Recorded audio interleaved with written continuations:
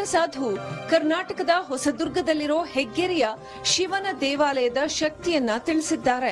ಇವರ ಒಂದು ಅನುಗ್ರಹ ಹೇಗಿದೆ ಅಂತ ಹೇಳಿದ್ರೆ, ನಮ್ಮ ಕರ್ನಾಟಕದಲ್ಲಿ ಒಂದು ಸ್ಥಳ ಇದೆ. ಹೇಗಿದೆ ಅಂತ ಹೇಳಿದ್ರೆ, ಉಜ್ಜಯಿನಿ ಮಹಾಕಾಳೇಶ್ವರನ ನೋಡೋದು ಬೇರೆ ಇಲ್ಲ, ಆ ಸ್ಥಳವನ್ನ ನೋಡೋದು ಬೇರೆ ಇಲ್ಲ. ಆ ಸ್ಥಳದಲ್ಲೇ ನಮಗೆ ಪ್ರತ್ಯಕ್ಷ ಆಗಿದ್ದು, ಆ ಸ್ಥಳದಲ್ಲೇ ನಾವು ಶಿವನನ್ನ ಕಂಡದ್ದು. ಇವತ್ತು ಅಷ್ಟೇ ಇಡೀ ಆ ಊರಿನವರಿಗೆ ಗೊತ್ತಿಲ್ಲ ನಾವು ಹೋಗಿ ಪೂಜೆ ಮಾಡುವಂಥದ್ದು. ಆದ್ರೆ ಈಗ ಪರಿಚಿತ ಆಗೋಯ್ತು. ಒಂದು ರಾತ್ರಿ ಒಬ್ಬ ಹುಡುಗ ನಮ್ಗೆ ಕಾಯ್ಕೊಂಡು ಬಂದಿರ್ತಾನೆ, ಯಾರೋ ಬಂದು ಪೂಜೆ ಮಾಡೋಗ್ತಾರೆ, ಯಾರೋ ಒಂದು 3 ವರ್ಷ ಯಾರಿಗೂ ಗೊತ್ತಿರ್ಲಿಲ್ಲ. ಆ ಒಂದು ಗ್ರಾಮ ಹೊಸದುರ್ಗದ ಬಳಿ ಇದೆ. ಹುಳಿಯಾರು ಹೊಸದುರ್ಗದ ಬಳಿ ಹೆಗ್ಗೆರೆ ಅಂತ ಬರುತ್ತೆ.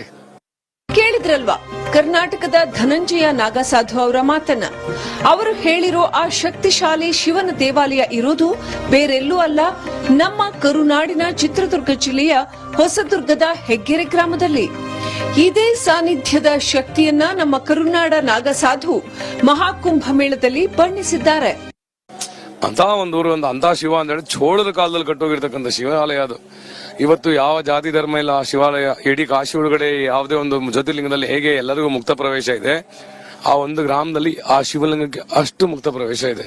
ಶತಮಾನಗಳ ಇತಿಹಾಸವಿರೋ ಈ ಶಿವನ ದೇವಾಲಯವನ್ನ ಚೋಳರ ಕಾಲದಲ್ಲಿ ಕಟ್ಟಲಾಗಿದೆ. ಇಲ್ಲಿ ನೆಲೆಸಿರೋ ಶಿವನ ದರ್ಶನ ಮಾಡಲು ನಾಗಸಾಧುಗಳು ಗೌಪ್ಯವಾಗಿ ಬರುತ್ತಾರೆ.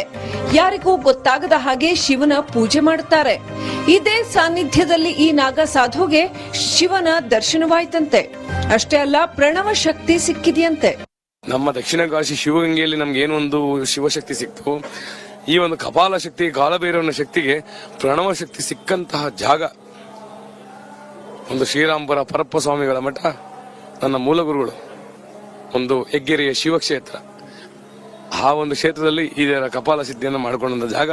ಇನ್ನು ಈ ಶಿವನ ಸಾನ್ನಿಧ್ಯಕ್ಕೆ ನಾಗಸಾಧುಗಳು ಬರುವ ಬಗ್ಗೆ ಇಲ್ಲಿನ ಸ್ಥಳೀಯರು ಹೇಳೋದು ಹೀಗೆ.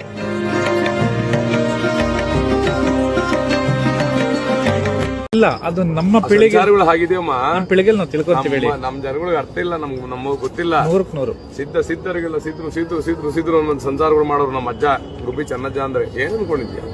ಚೆನ್ನ ಬಸವೇಶ್ವರ, ನಂದಿ ಅಂತ ಕಾಲು, ಋಷಭನಂತಹ ಪೀಠ, ಶಿವಪಾರ್ವತಿಯ ಮೇಲೆ ಕುತ್ಕೊಂಡಿರುವಂತದ್ದು ಅವ್ರ ರೂಪ. ತಮಾಷೆ ಮಾತಲ್ಲಪ್ಪ.